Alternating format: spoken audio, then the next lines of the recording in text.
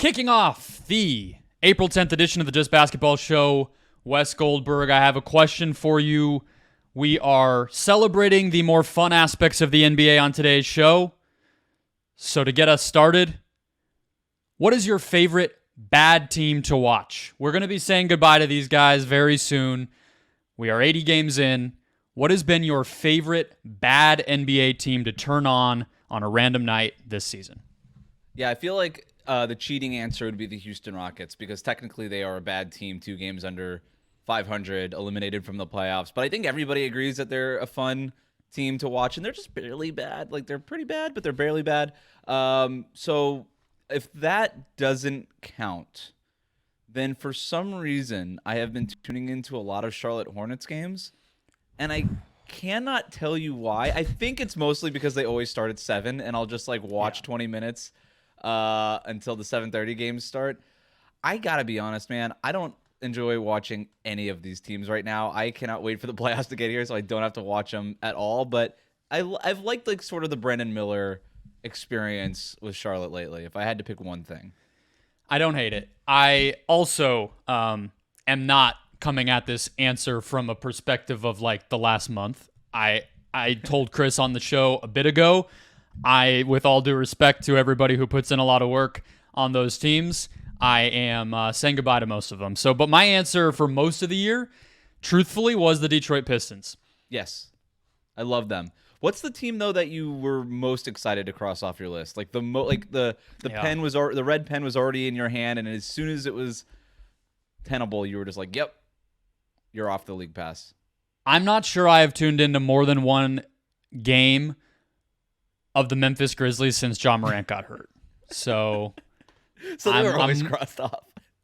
Yeah. I mean, the Suns played them a couple times. That gives me an excuse to check in, see what's up with, I can't even pull a name in the amount of time it took me to start that sentence, so I'm not even going to try. I'm a big and Vince that Williams felt like guy. enough. Vince Williams is great. Even he's been hurt lately. So I loved the start of the year that Desmond Bane had, but once that all ended and he went down, I just said goodbye. But yeah, Detroit to me, most of the year, I came to love them. I actually do like a lot of their players, and I'm rooting for them to turn it around and figure it out. But at a certain point, it did become kind of like reality TV. You're just hate watching it. You're mad at the coach. You just are rooting against anyone there to stick around and actually see this through because you just want the players to succeed. That kind of became like a little midseason thing for all of us. But yeah, Charlotte, I feel bad for you. I'm actually sad that you've done that to yourself. Yeah, I was really excited to cross off the Brooklyn Nets and the Toronto Raptors. Both of those teams are just insanely boring to watch. There's nothing interesting about them, especially after Toronto shut down Scotty Barnes. I was just like, I am all the way out on this. So, yeah, fortunately, their seasons are almost over. Yes. And they will be crossed off for everybody.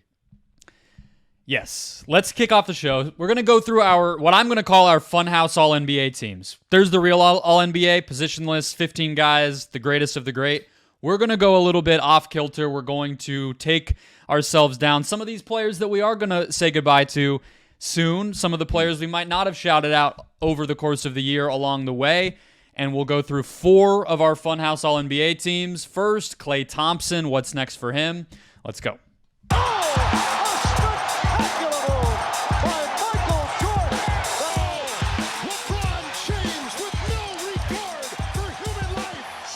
Welcome into the Just Basketball Show, your 3 times a week dose of all things basketball. I am Brendon Kleen. That over there is Wes Goldberg. Thank you for finding us wherever you find podcasts. We are free and available everywhere, including YouTube. You can also follow us on social media, Twitter, Instagram, TikTok, wherever you are online, we are there as well. Today's show brought to you by Thrive Fantasy, a player prop DFS platform where you can pick more or less on your favorite players across multiple sports, including the NBA and NFL.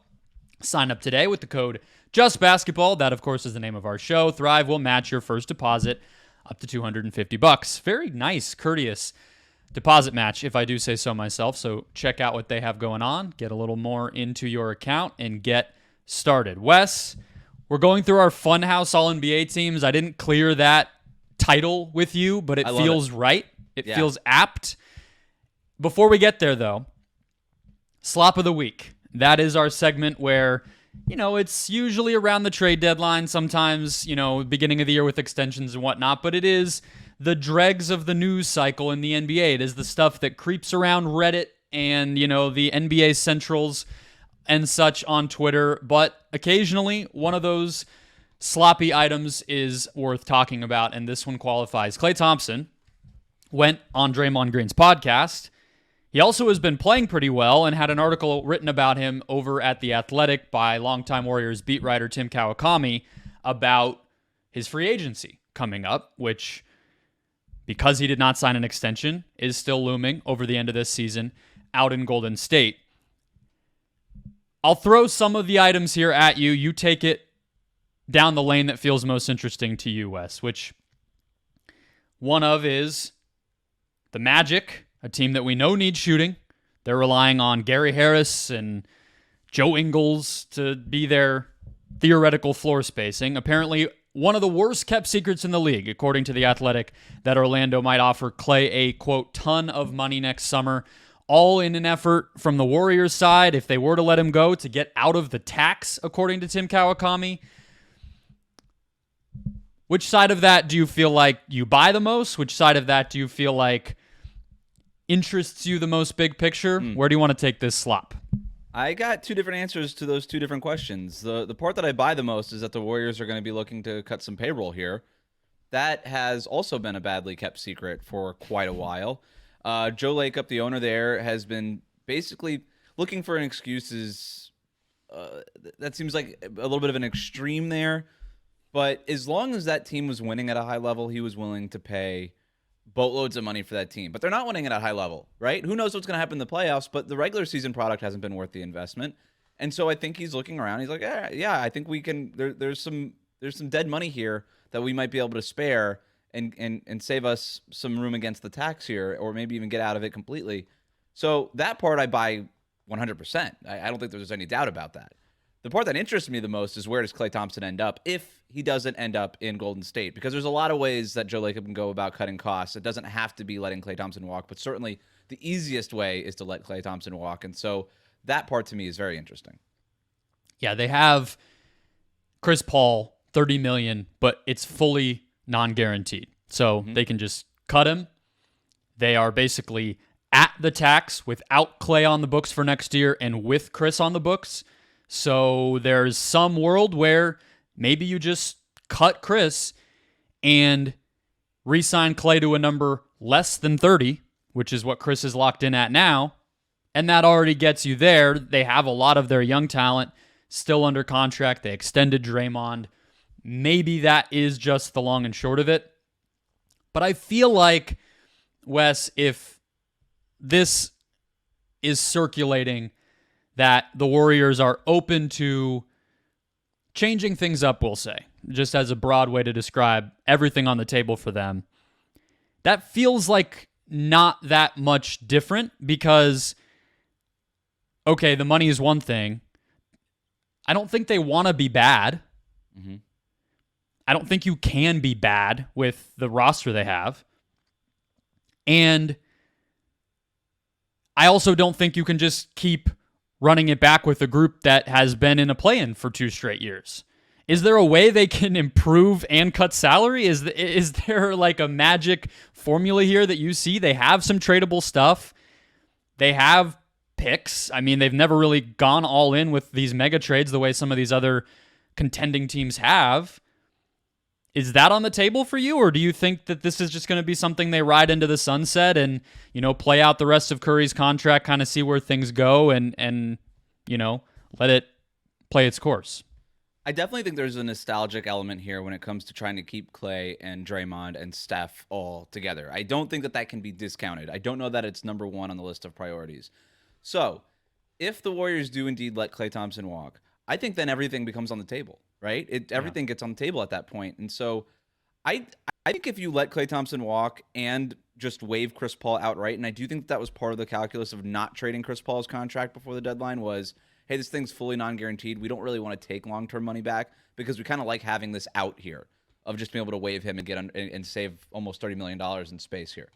So I think if you were to just waive Chris Paul and get nothing back in return, and let Klay Thompson walk, I don't think that team is that much worse than what it is now.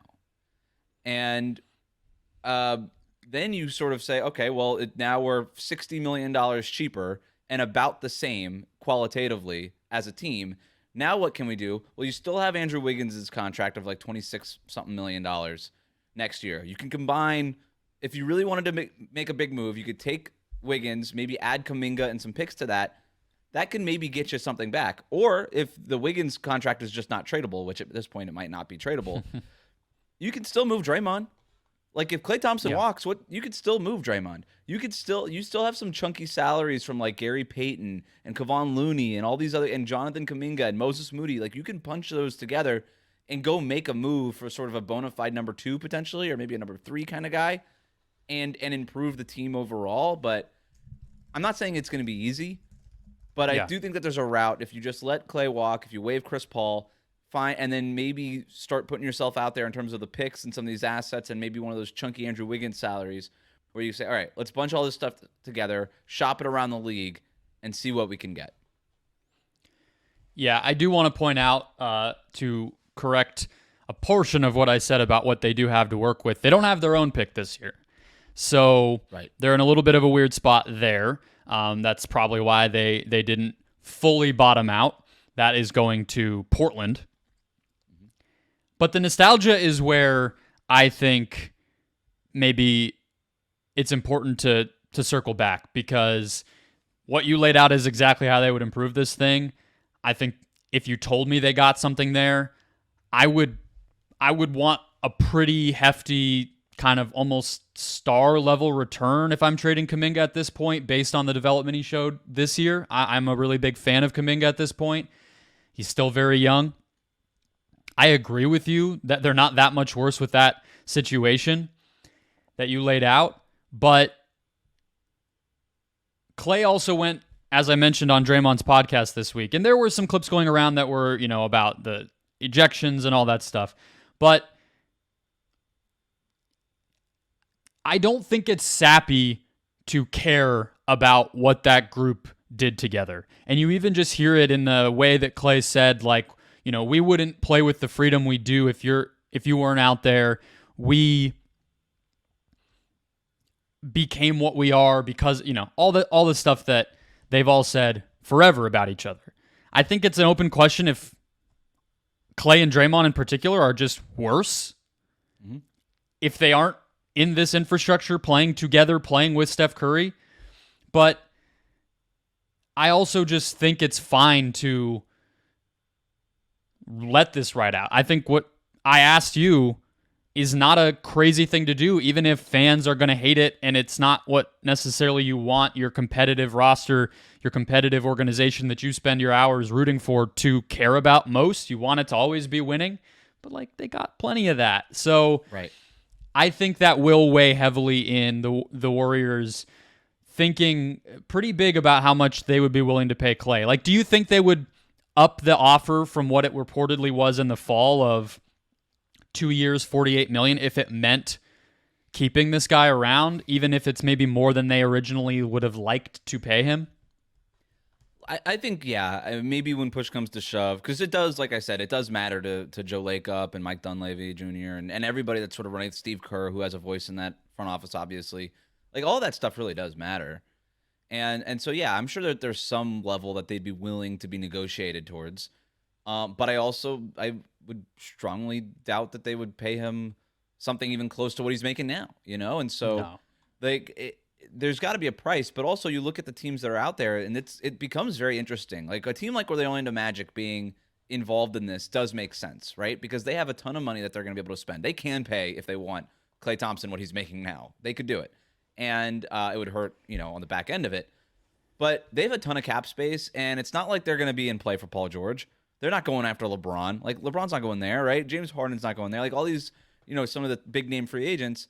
So what are they going to do with this money, right? They could just, let it roll and end up using that money on extensions and all that stuff and just be like, we're not going to put ourselves in a bad salary cap situation. We'll just sort of let this cap space expire. But they're also a team that are going to be in the playoffs, and maybe you probably want to take a leap. And Klay Thompson on paper makes a lot of sense for them.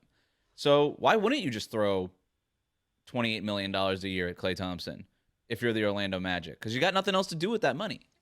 And I think there's other teams out there too. Like, what's stopping Philadelphia if they don't get Paul George from throwing a bunch of money at Klay Thompson?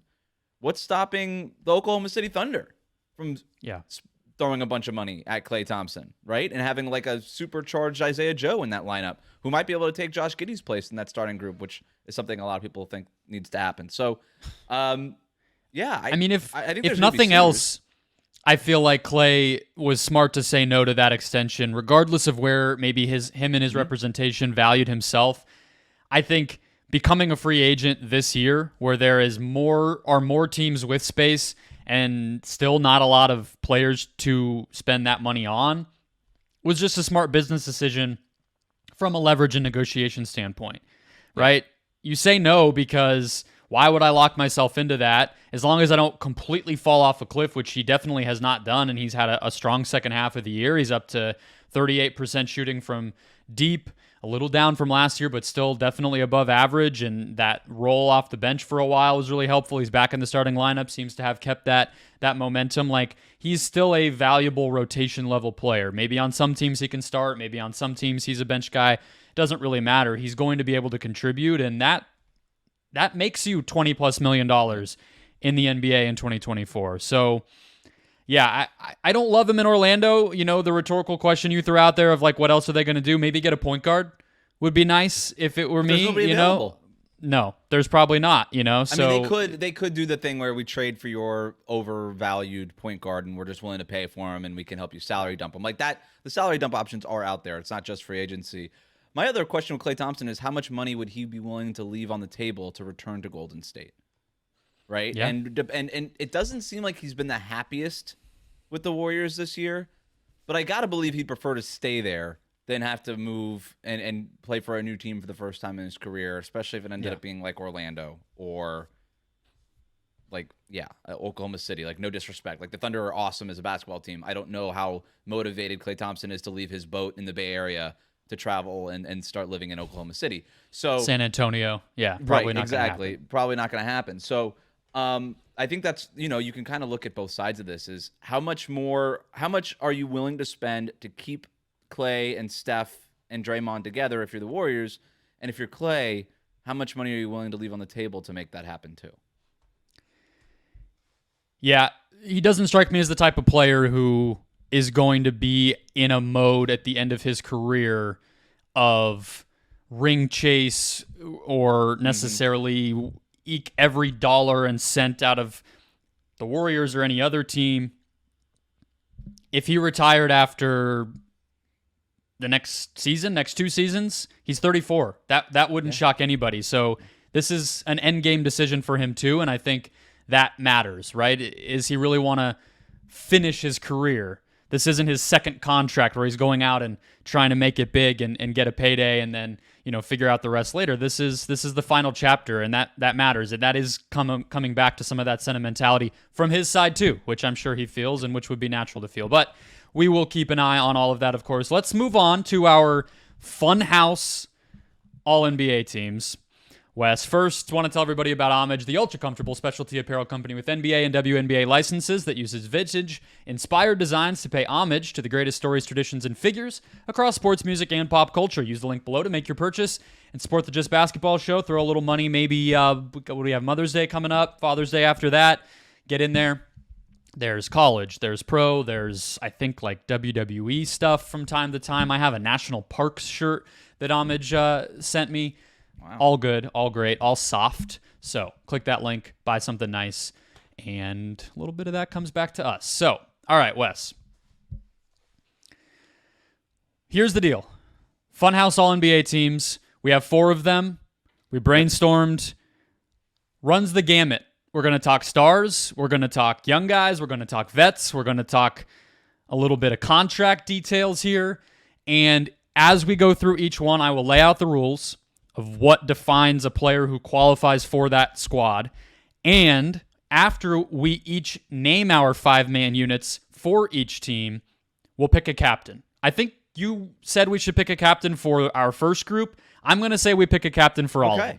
I love it. Might as well, right? Yeah. Okay. And then next year, maybe we just name that team after that guy, and we'll do it again. That's how we'll do it. So the first one is the Lauri Markkanen All-Stars. Okay. This is a player who is 25 or over, a vet, who you could reasonably make the case, and we may differ in debate, had their best season ever in 2023-24. So Lauri Markkanen last year, after scuttling around the league, traded multiple times, gets to the Utah Jazz, looks like a new man, makes 2 All-Star teams, or I guess he didn't make it this year, very well could have. And suddenly he's like a max guy, could be, a title player, everything else. We may not have somebody that fits the bill quite that perfectly, but do you want to go full fives or bounce players back and forth here? You get us started. All right. So I'm going to go ahead and pick. I'm going to give you one, I think. Okay. And I think he's going to be on your list too, but we might as well just start with him, is Zion Williamson. Yeah. Yeah. Career year, no doubt about it. Playing a bunch of games. Looks like he's in the best shape basically since his rookie season. Offensive numbers are what they are. Are they the best offensive numbers of his career? No, not necessarily. I think he's had dominant offensive stretches in the past. The thing that sticks out about Zion is his defense. I mean, against your Phoenix Suns the other night, 5 blocks in that game. Did you watch that game? I did. Absurd. And I was watching the Heat game while that was happening, and then went back and rewatched that one. His blocks, it wasn't even like, so sometimes the Pelicans will just put him in that sort of Giannis helper spot on defense, and he'll just kind of close off the weak side and block something at the rim. And he had a couple of those, but he also had just some in isolation. He blocked a 3-pointer in that game. He chased down Kevin Durant in that game. He had 5 blocks in all kinds of different ways, and it was incredible. And by the way, this was not just a one-off thing. I mean, the 5 blocks were. But his engagement defensively and his step on defense has looked night and day from when it was now to what it was even at the start of this season, and certainly for most of his career previous to this season. So there is no doubt in my mind that Zion is having a career year so far. I don't know if it's going to be the best season of his career, but this is the best one he's had so far. Hopefully not, right? But right. I think, 2 months basically of really solid defense and on and off the ball. You mentioned the blocks, but there have been moments, I think the one that broke through the biggest was that Friday night game against the Clippers when he guarded Kawhi Leonard through a lot of it. Mm-hmm. And, he talked post-game. They tried to put Bradley Beal on him here in Phoenix the other night. It's easy to say in hindsight, right? When you have a big game, team tries to do that to you. Yeah, I took that personally. What happened to the other times you've had it happen and you didn't take it personally? But I don't really care about all that because we're talking about right now and we're talking about best seasons ever. And I'm going to believe that this is here to stay. We saw it at Duke. We saw it when he was a high school kid. The athleticism, the burst, the movement, the ability to be 6'6" and still play power forward. Maybe, had us dreaming, could he be a small ball center and hold up on defense? All this stuff feels possible right now because it's sustained and it's peaking right now. The playoffs are coming. His first postseason is what this will be. Maybe it's just a play-in taste. I hope it's longer. I love Zion Williamson. He's up on the wall behind me. And I'm super excited about this. Also, the offense, to go back to it, I agree. There was you could pick some nits, right? If Zion is good enough this year to hold up to the production he's had in the past. This guy made an all-star team, right? But it's the versatility, and I think it's worth spending a little more time on him, even though we have 9 more guys to get to in this category, because he also busted out 2 pull-up jumpers in that game. And you look at the numbers, his short mid-range game, he's taken almost a third of his shots from like that floater range this year, something he never did in the past. So the Giannis comparison is the obvious one, but that had to come for Giannis too. Getting more comfortable in a face-up, in a triple threat, in a high post, low post type of thing. What do you go to? You can't just barrel to the basket and hope you score 30. You got to have other stuff. He's showing that too. The playmaking's been awesome all year. I think it's far and away his best passing season. So, yes. Yeah, Willie Green. He's my pick for the captain. I'm just telling you right now. I'm down. We can name him the Zion Williamson All-Stars. Lauri Markkanen, hand over the belt. It's Zion's now.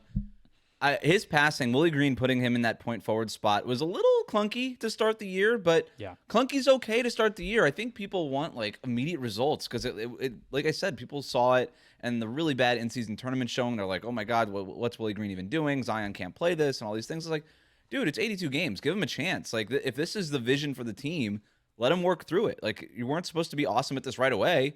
Like, was that like, it's not a realistic expectation. So he got so much better at that. His playmaking has gone up a level. It's in turn helped everybody around him. Right, you've got guys like Trey Murphy and Herb Jones having having best seasons of their career, especially from 3-point range and offensively. And so, I don't know. I think it just works. I love everything we've seen. It's such a great shout out based on what we saw at Duke during his few months there, where it's like, oh my God, this guy's going to be awesome defensively, because that was the expectation based on what he showed, and then it didn't necessarily translate until this season. So it's all coming together for Zion. Great for him. But I picked him. You have the next one. Yeah. Okay, I did have Zion too, so I'll go stay in the front court, stay in the West. Domantas Sabonis. Okay, I had him on my list. Okay. This is another one, right? He's been around for a while. He is 27, about to turn 28. He is in his, I think, 8th or 9th NBA season, got drafted in 2016. But this guy's just been piling up triple-doubles all year. He's averaging a career high in rebounds and in assists. He is, I think, too, a little subtly, Wes, had in the back of his mind throughout this season, the way he was defended by the Warriors. You'll see him take a couple foul line jumpers, take a couple threes here and there, and maybe he needs to be doing more of that to really solve that coverage, but I at least admire that he's not just stuck in the style that he got comfortable in for a while, and he's had to do more. You know, this team has dealt with injuries more this season. They still don't have a lot of proven depth outside of a couple guys off the bench, and the career highs kind of speak for themselves. So I think Sabonis, All-Star again, and very much deserving of... Actually, no, Fox was the All-Star on this team, right? Sabonis did not get an All-Star appearance. Very deserving of this spot, I think, and at age 27 put together one of his best years. I don't disagree with anything you said. 74 double-doubles this year is insane. He's putting up Kevin Love in Minnesota numbers this year. He's as great as his year last year was. It's better this time. You mentioned the career high numbers there. I did not. I had him on my short list on the bubble of guys that got left out because for no other reason than I just find the conversation around Domantas Sabonis a little boring. I'm like, yep, That's he's fair. really good It's at getting like 14 points a game. And like or like 19 points a game and 14 rebounds a game. That's cool. The Kings are not that much better this year than they were last year, if at all. I know that there's some injuries and stuff happening there, but like, yep, I know what he does. It's really cool. How much longer is he going to do it? I don't know. So it's fine to put him on this list, but I did have him on the outside looking in just because whatever. It's cool. All right, you're next. I guess I am. All right, let's stay West Coast front court. Maybe a little surprising. I'm going Anthony Davis here. Ooh, okay. You could make the argument that he's having his best season ever. He's having a career high, close to a career high in field goal percentage, career high in rebounds per game, close to career high in blocks, close to career high in assists. You could make the argument it's his best defensive season. He's never played this many games since joining the Lakers. I think this is the best all-around Anthony Davis maybe we've ever seen, and I think Pelicans fans might snort at that and say, well, he used to be able to shoot threes when he was in our city. And I'm like, yeah, but there's more to life than three-point shooting, despite what a lot of NBA Twitter wants you to believe. I think this is easily Anthony Davis's best defensive season, and I think because of that and some of the efficiencies and the health all coming together, I got him on my list here. Yeah, I like it. I thought of him for sure. I guess personally, I thought last year he turned a corner defensively to where he went from like great to what do you do? Right. And I guess I didn't feel like I noticed a huge jump from that to now, but I think some of the numbers would maybe disagree with me, and the Lakers, have been able to be more consistent, if nothing else, because he's been available and they've had some personnel that's locked into place. I had another Laker, so we can just jump right to that, which was Rui Hachimura. I like it. This is a carryover from last year, post-trade, down the postseason, and then all the way to now. So it's not fully just this year, but I think we forget how huge of a question it was after the playoffs when they gave him that contract, $16 million annually. Was that real?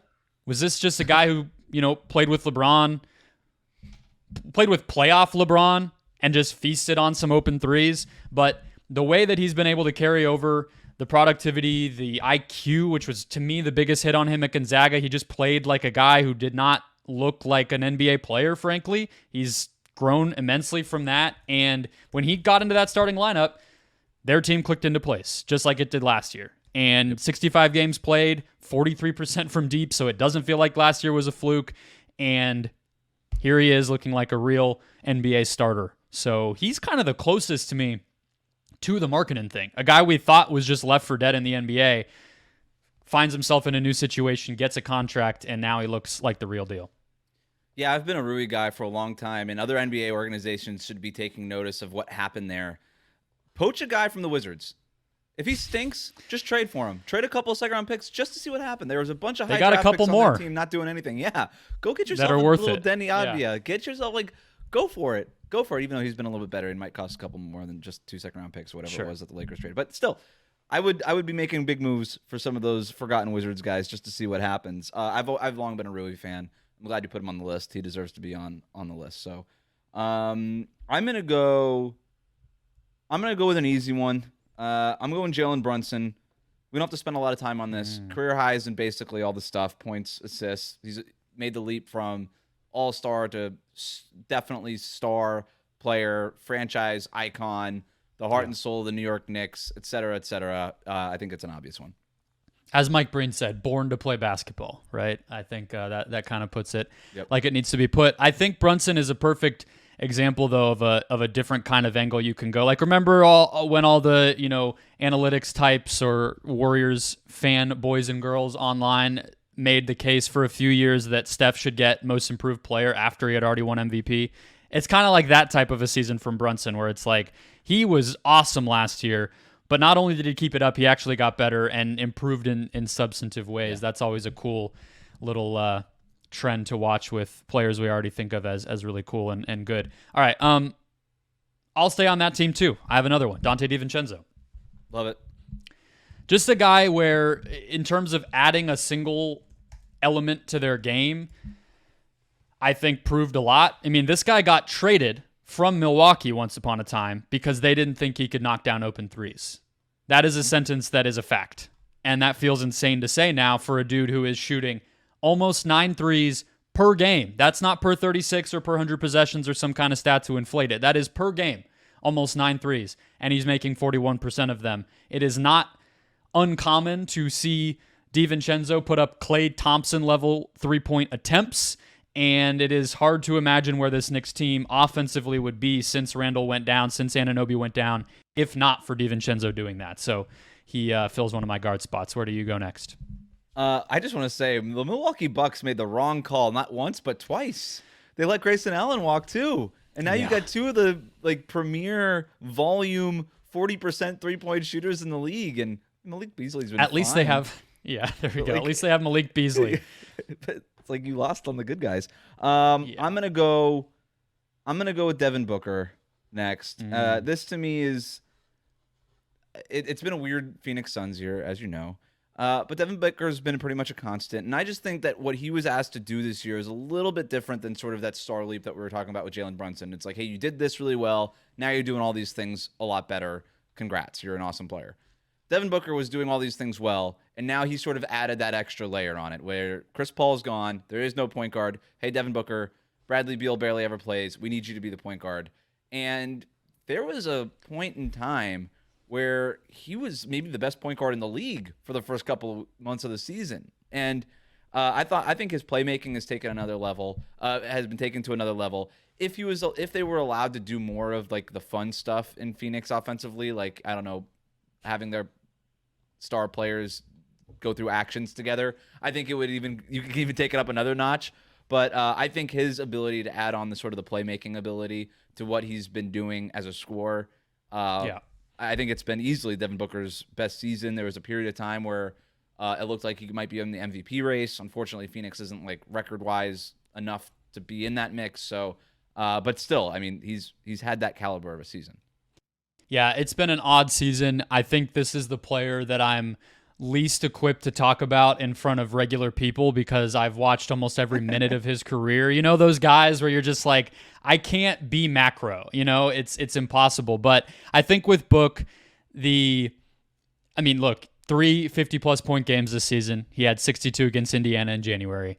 Like, you do that, you're going to be considered in a different way. You're going to be pumped up to a new level. But on top of that, he just can't be defended the way that you used to see teams just default to defending him. Mm-hmm. You know?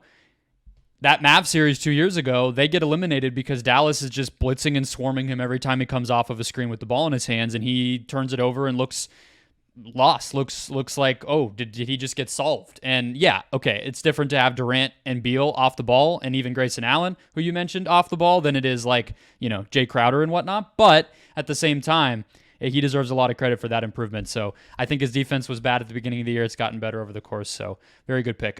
My last one on this team is Derek White. Okay. Derek White has always been good. Derek White was good when he was on the Spurs before he even got to Boston. But I think doing a little more with the ball in his hands, playing a little bit more point guard, you know, quote unquote, has been good. He's upped his 3-point percentage even higher than it was on even higher volume. That's always good to see. And I do think there's something to be said for filling such a big role on both ends for a really, really great, historically good team that, you know, anybody that's part of that, I consider Jaylen Brown on this, even though he's had some seasons in the past that you could say were statistically better. I just think when it's team-wise at the level they've reached, you kind of got to go for some of those players, give them a closer look. And I think White, given that he started his career in San Antonio, this is only year 2 of really being in a huge a winning environment in a huge way, I went with him. Yeah, it's fair. You could go with a lot of different Celtics. You can go with Jaylen Brown, like you said. Heck, you can go with Jason Tatum. I hesitate to go with Jaylen or Jason just because it feels like they're just ascending, right? Like that's a natural progression for them. It kind of felt like cheating to put them on the list. Derek White was on my short list. You already had him. I'm going to go another direction. I've basically just been playing the stars this whole time. I'm going to throw a role player onto my team. Shout out to Derek Jones Jr. The year he's having with Dallas has been awesome. He basically stole the starting job from Dante Exum, which Jason Kidd said he wanted Dante Exum to have like in December. And then Derek Jones Jr. was like, well, he's hurt and I'm just taking it. And then he did. He's shooting like 35% from 3-point range. His defense has been ridiculously important to the Dallas Mavericks. Ridiculously important. He basically defends 4 different positions.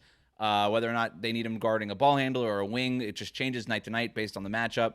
And if the Mavericks are going to make a long run in the playoffs, well, it's going to start with a first-round series against the Clippers. I would imagine Kawhi and Paul George will be healthy and available for that series, but who knows? And if one of them or if both of them are, then Derek Jones Jr. is going to have his work cut out for him. But based on what we've seen so far this year, he's going to be up for it, man, because that guy's awesome. I think defensively it's his best season of his career, and he's had some pretty good ones. And then there's no doubt from a 3-point shooting perspective it's his best of his career. Guy's a starter.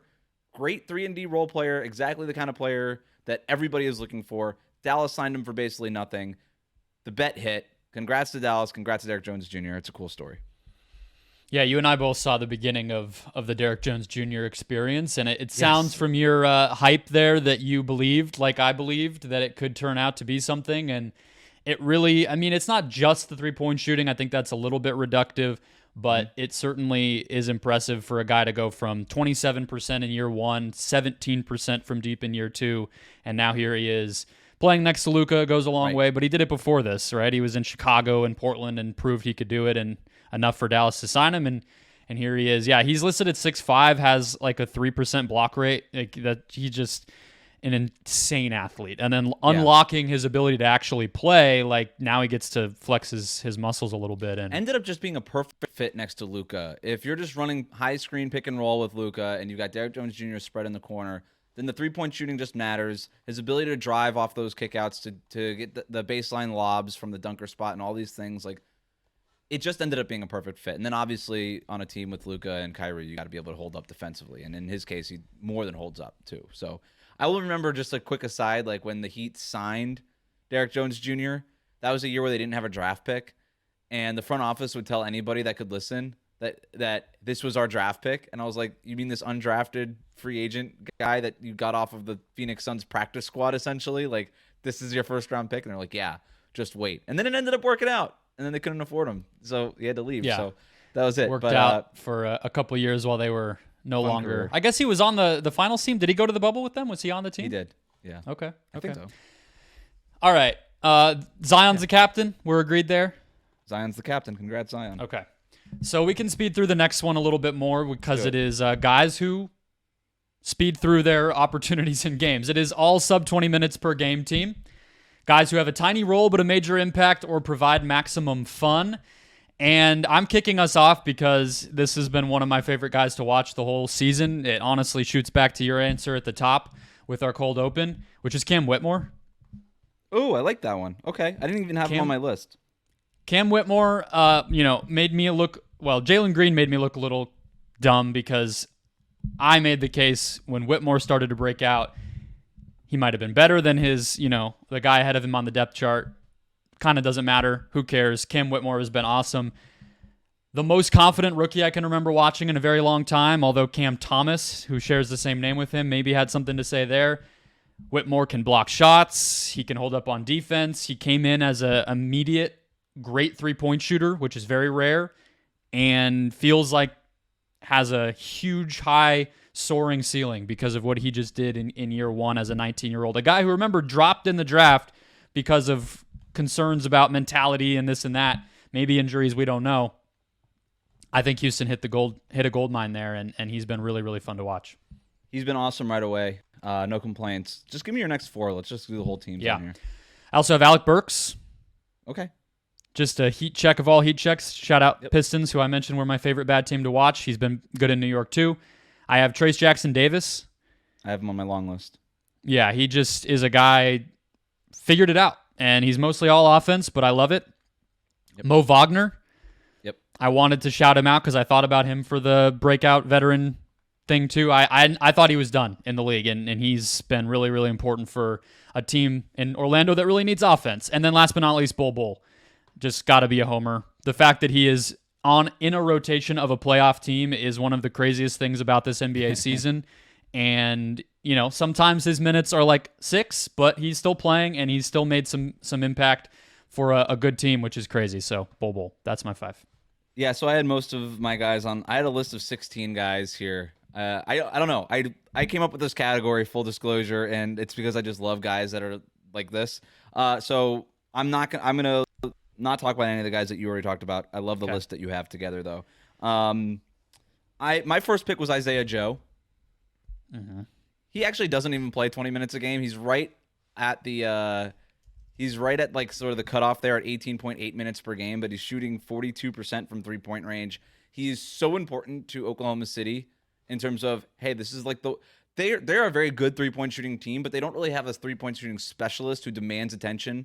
Like they're good 3-point shooters. You almost prefer them to shoot from 3, right? Where like if it's Shea, if it's Lou Dort, if it's any of these guys, you almost hope that they don't drive to the basket. Jalen Williams, obviously. Isaiah Joe's sort of the one guy who you're trying to run off the line, and he's just so important to them. And it kind of feels like a cheat code because he's so close to that 20-minute mark, but not as much of a cheat code as this next one, who is Dante Exum, who is literally right at 20 minutes per game. So he qualifies 50% shooting on 2 3-point attempts per game. So not a lot, but way better than where he was coming from. Great defense overall. He's been really important as sort of that third ball handler, too, for Dallas. I've got Jonathan Isaac, who plays 15 minutes a game and averages 1.2 blocks in 15 minutes. So if you take his per 36, 2.8 blocks, 1.7 steals every 36 minutes to go along with 16 points and 10.2 rebounds. That dude, I know that he can't really play more than this because of sort of the minutes restriction and the health concerns. But boy, in 15 minutes, he really takes advantage of those 15 minutes. And he when he's at center and the Orlando does that whole thing, that lineup can be really, really dangerous. And I'm really excited to see what that could do in a playoff series. I think the best thing you can say about anybody in this category of the sub 20 minute per game All-NBA team is that it feels like they play more than 20 minutes.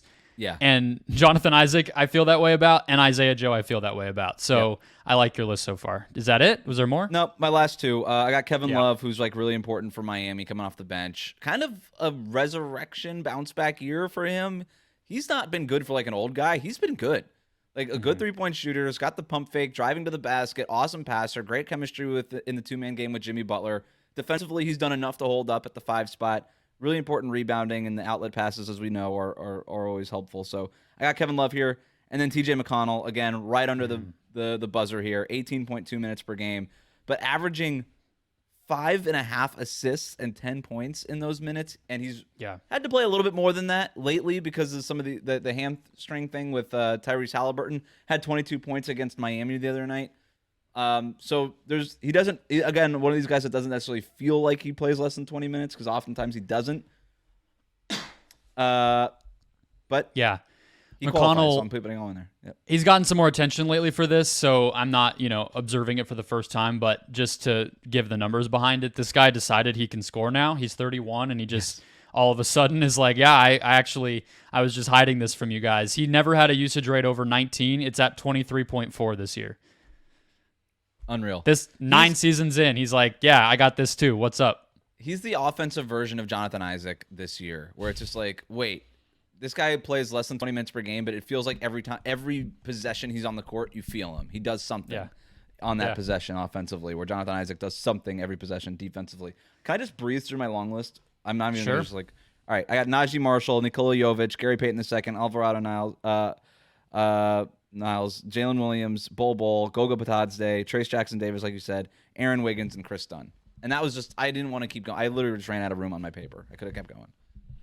I love how much you love this type of player, and I love how much you love the classic never failed as a content bit of naming guys. That is really all we're doing today, and it is the best kind of thing to do, and I think that this category speaks to that better than any. And I love Najee Marshall. I didn't think of him because he's not active right now and he has so much injury stuff, but he's a great one. The Pelicans, some of these teams like the Magic and the Pelicans, the deep teams, there's like 4 candidates apiece on, and you could fill out a whole squad of just their 20-minute per game guys.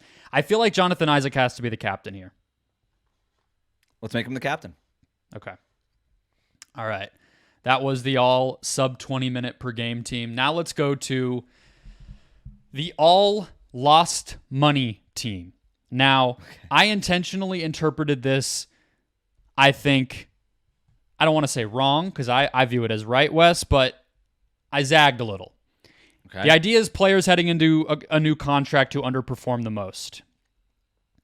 I'll just give you my first one to let you know kind of the direction I took this. I didn't go only with the cute stuff. I have a couple real answers, but I have a trio as my first slot, which is Arturas Karnisovas, Nico Harrison, and Monte McNair for giving well, I'll take Nico Harrison out of it. Those two, Bulls GM, Kings GM, for giving Vucevic and Barnes big extensions last offseason. They lost their team's money. That's how they fit here. I love how you zagged, because I was having a hard time with this team. And so if we could just go with everybody who's just losing money, that's great in general. Okay, I have 2 more that fit this then. Right. Naz Reid should not have taken the extension. Ooh.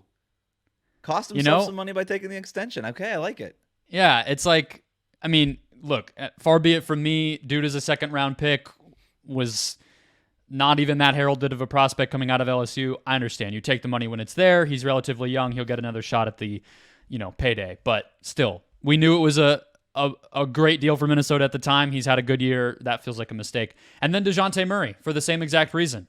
Still don't really understand why he took the contract that he did, where he's getting paid less than he's getting paid half of what Jaylen Brown is getting paid, basically. And he's like, a borderline all-star type of shot creator guy who just rained jumpers over Kristaps Porzingis the other day. So I don't really get what DeJounte did. My last 2 are real, so I'll pass it back to you. That was great. Jaylen Brown, definitely not on this list. No. My first one's obvious. He's gotten every Tobias dime. Harris in a contract year, just didn't do enough. But you can also put his teammate on here too in a contract year, Buddy Hield. I have both of them. Buddy Hield. Have we heard of him since the trade deadline? He got traded to Buddy as Philadelphia. well. I don't know if anybody knows that because he hasn't made it known in any sort of way.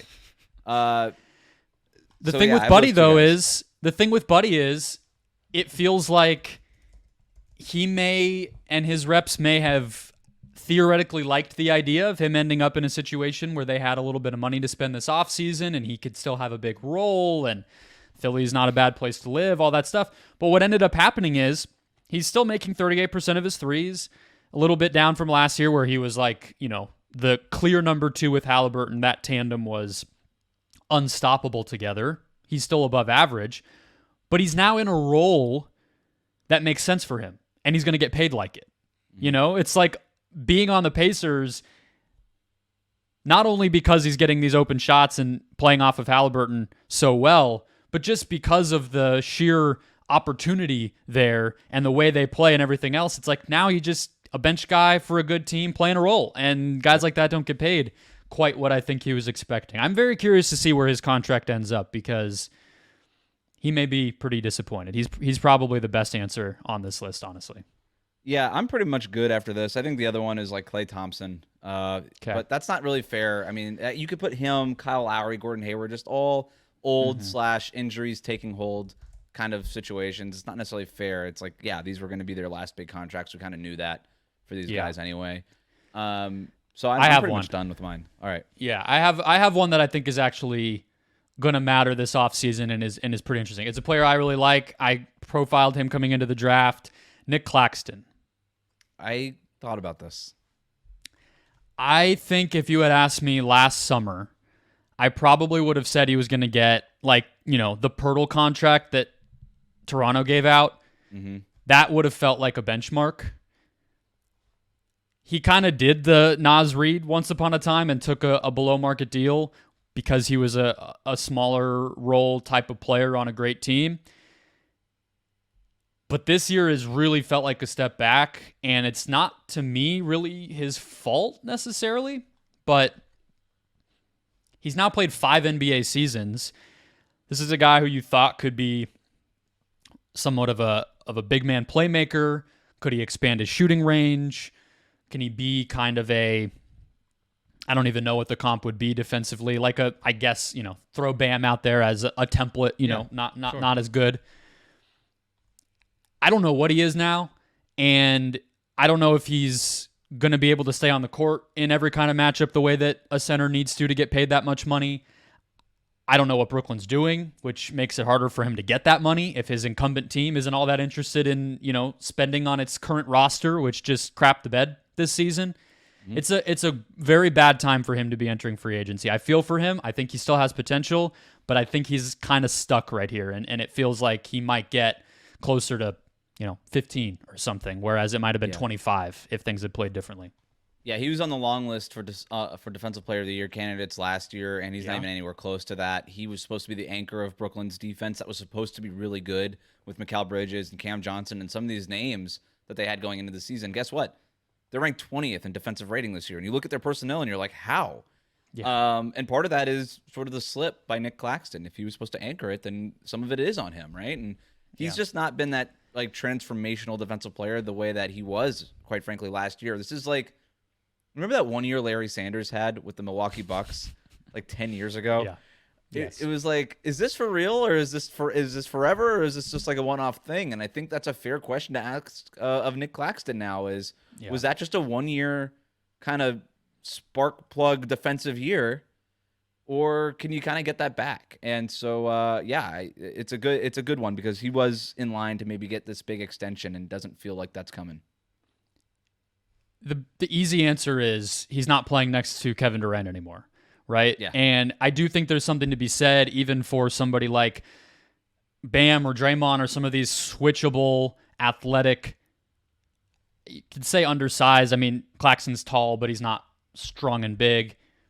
You have to have personnel to maximize what those guys are, right? It's okay. It's great if you can switch onto the perimeter and pick up a guard, but if there's nothing to protect the rim behind you, you're screwed. It does that skill goes away. It's not valuable anymore. Similar with Bam, it's like to have the way that Miami can, go to zone, and they have strength at every position. They have length at every position. They're able to cover up gaps and make up for the fact that Bam may not be the biggest guy, or that sometimes he is going to end up on the perimeter. There's all these ways you want to try to do that.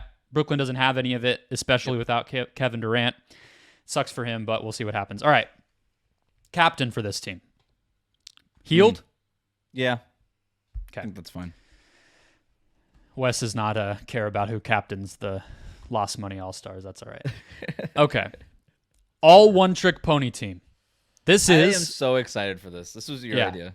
This is a good one. All right. A collection of 5 players who each specialize in one specific ability but add up to the best lineup.